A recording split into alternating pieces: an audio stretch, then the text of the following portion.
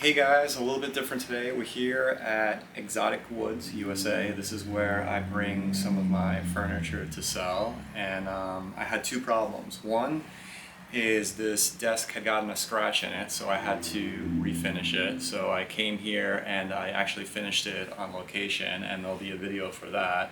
And then the second issue was I realized after I brought this desk here, I forgot to shoot an intro for the video. So that's what we're doing now. So today in this video, we're going to be making this desk that's solid black walnut with a black river, and it's about 24 inches by 52 inches. And I'll also be showcasing the Spetool Routersled in this video as well. So I hope you enjoy. Thanks.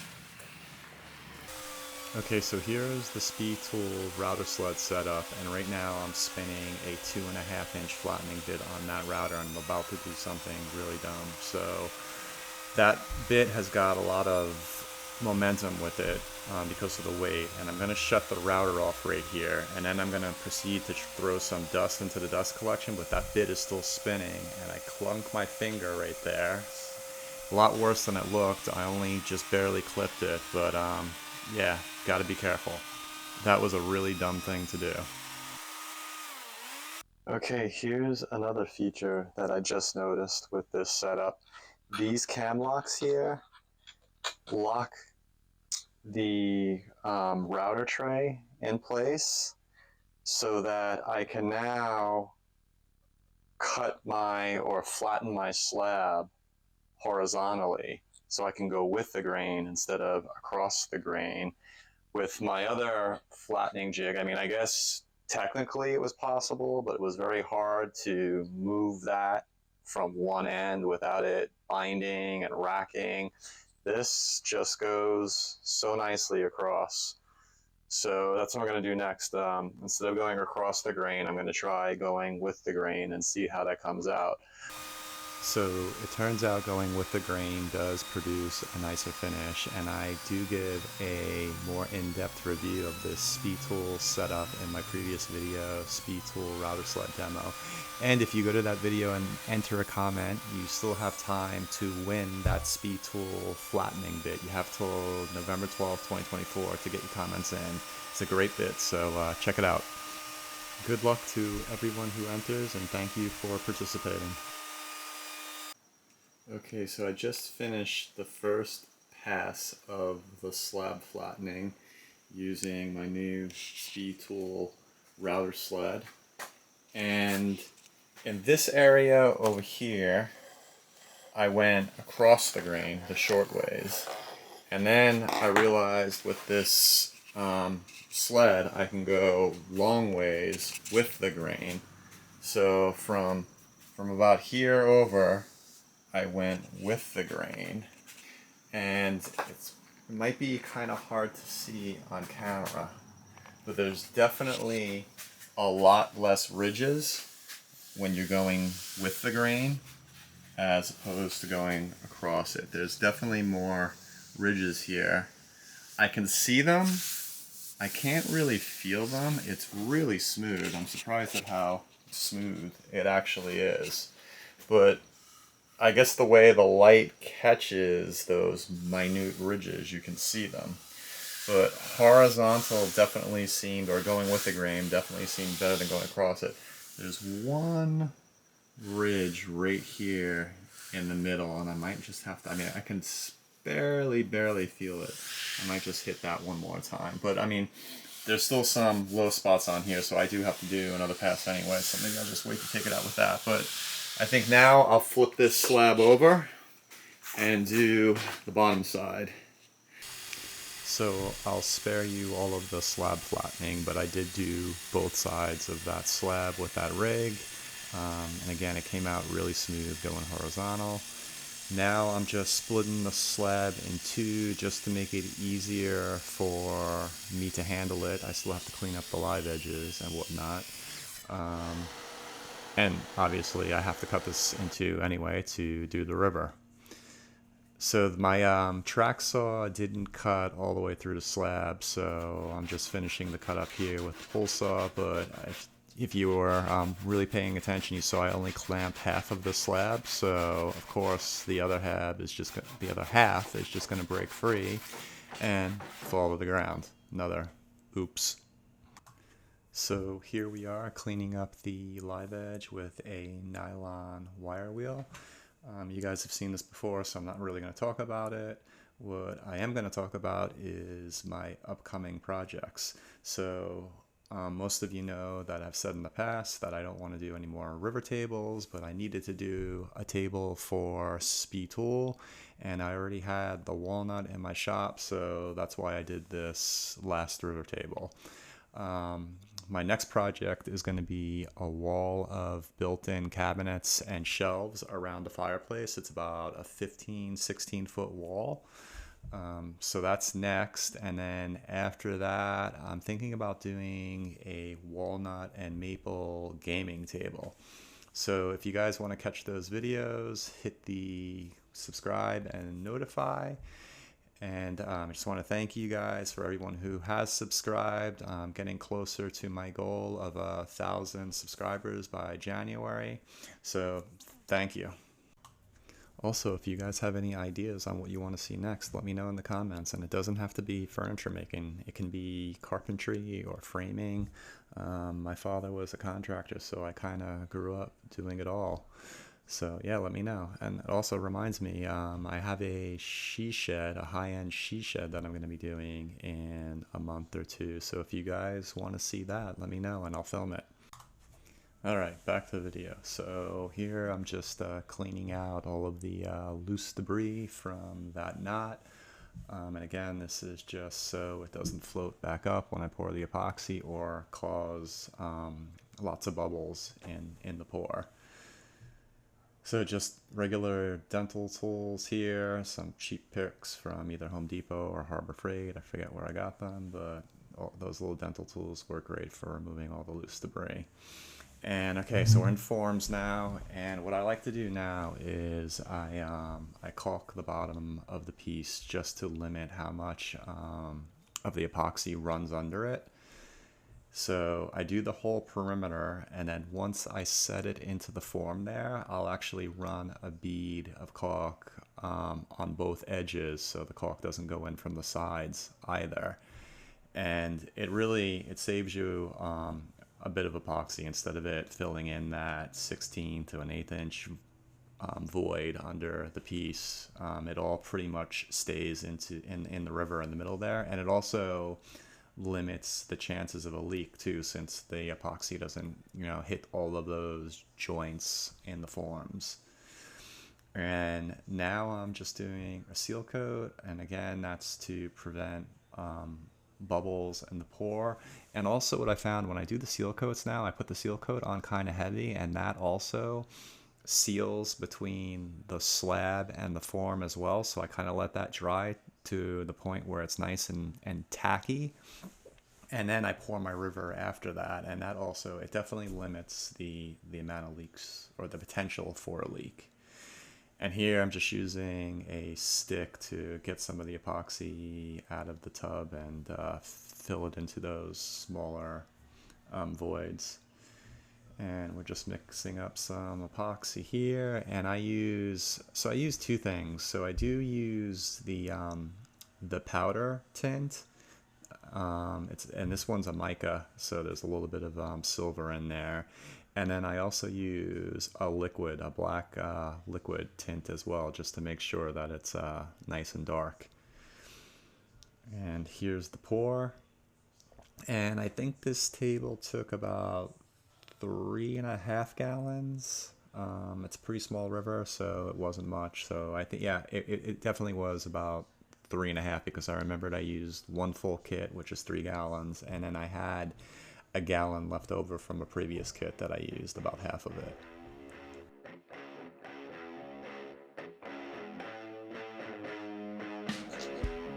Hey guys, so I came out here last night before I went to go to bed to check the table, make sure I had no leaks, and I could feel a lot of heat coming off of it. I immediately had flashbacks of my square teal river table that had cracked because it set off too quick. I didn't get any footage, not that you'd be able to see anything anyway, but I scrambled.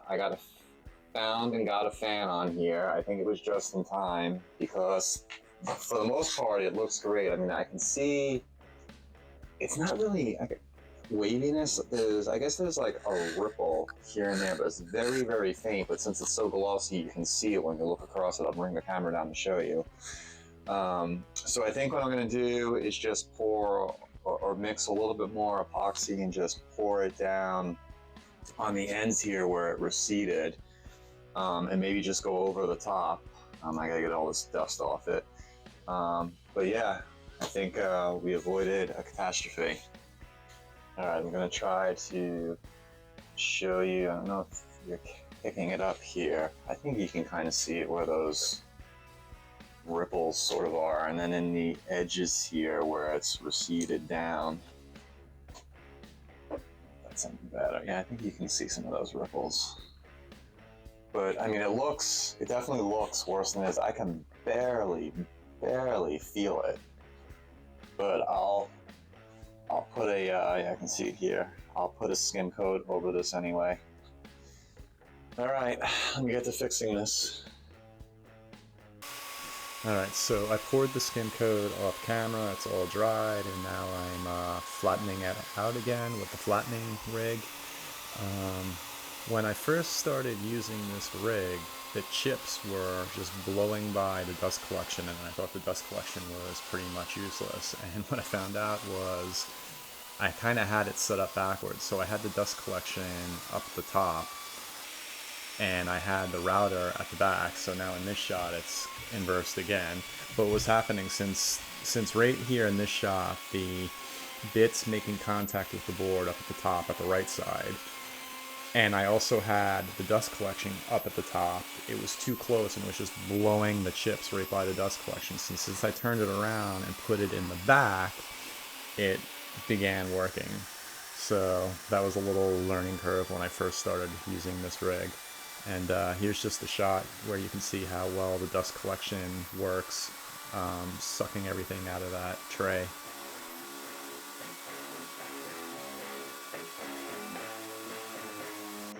So this is straight off the router plane, and I am just going to put some mineral spirits on it.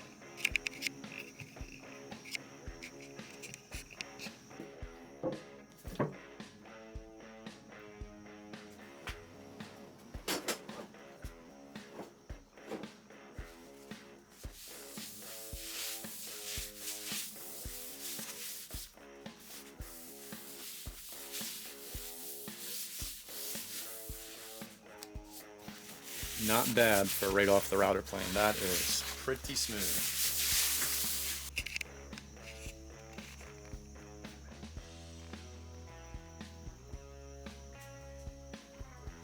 Not bad. All thanks to that bad boy right there.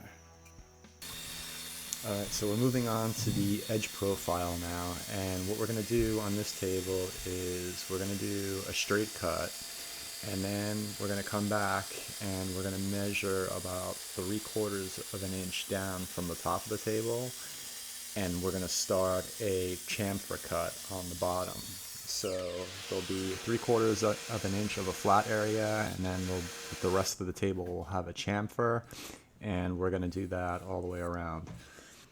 So I'm using this sliding T-gauge to mark where my track has to sit, and then I'm gonna use that to mark my track all the way around the workpiece so that all my corners match up.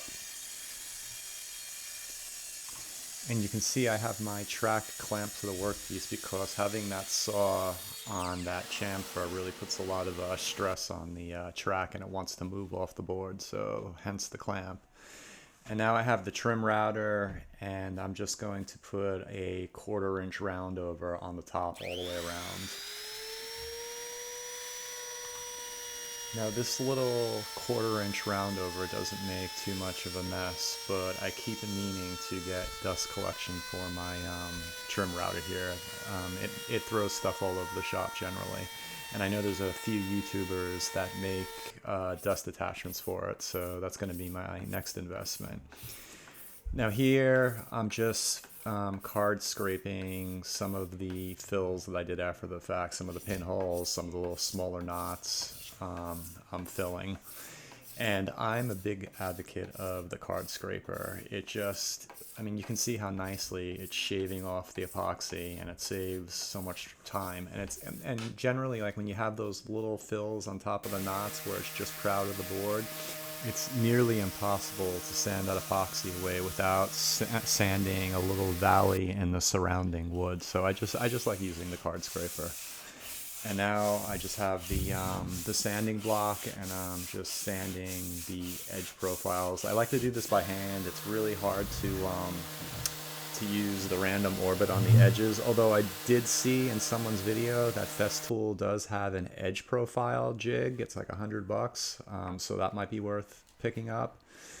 And then now I just have some CA on this, black CA on this little board here, and I'm just picking it up with my dental tool and filling some of the other little fills. And those little tiny pinhole ones, you can do those with a random orbit sander. It's the bigger bits that it's harder to do without affecting the surrounding area. So here I'm just setting my legs on and marking where the screws are going to go before I finish the bottom. And usually I mortise the plate of the leg into the bottom of the table just because it looks cleaner. It's a more professional look. I use inserts instead of just screwing the leg directly into the bottom of the table.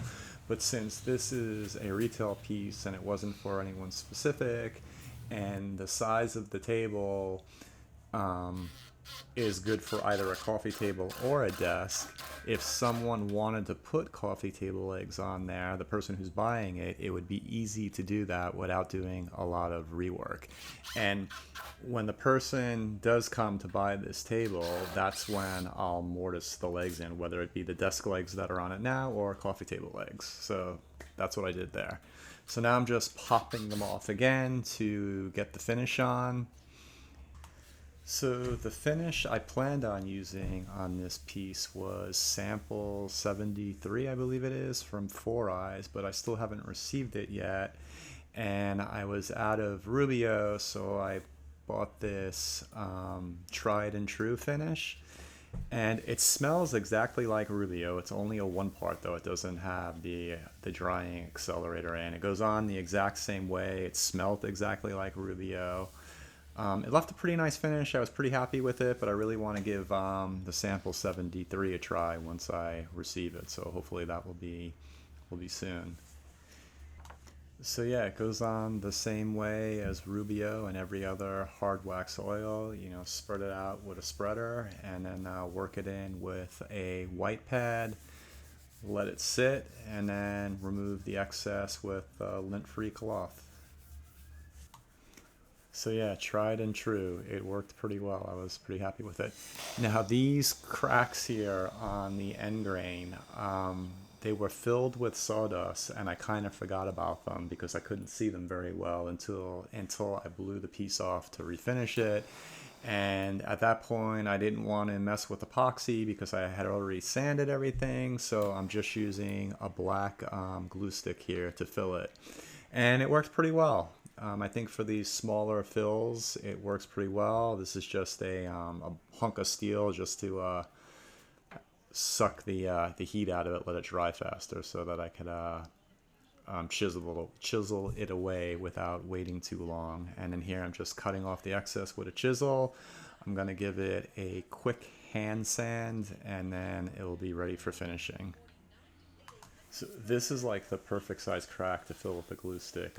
Anything bigger than that, and it may shrink a little too much, and also it's a little squishy if you can push it. Like, no one's really gonna stick their fingernail into the end grain, but if it's on the top and a pencil hit it, yeah, it might leave a mark on the paper. So anything bigger than this, really not so good for the glue stick, but being it was on the end grain, I think it worked pretty nice, and it was easy.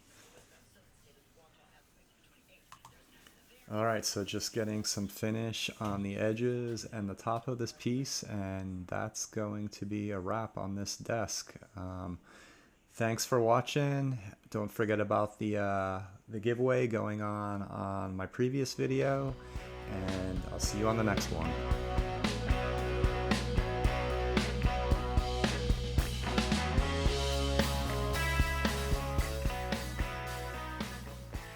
Hey guys, a little bit different today. We're here at Exotic Woods, USA. Man, I can't talk.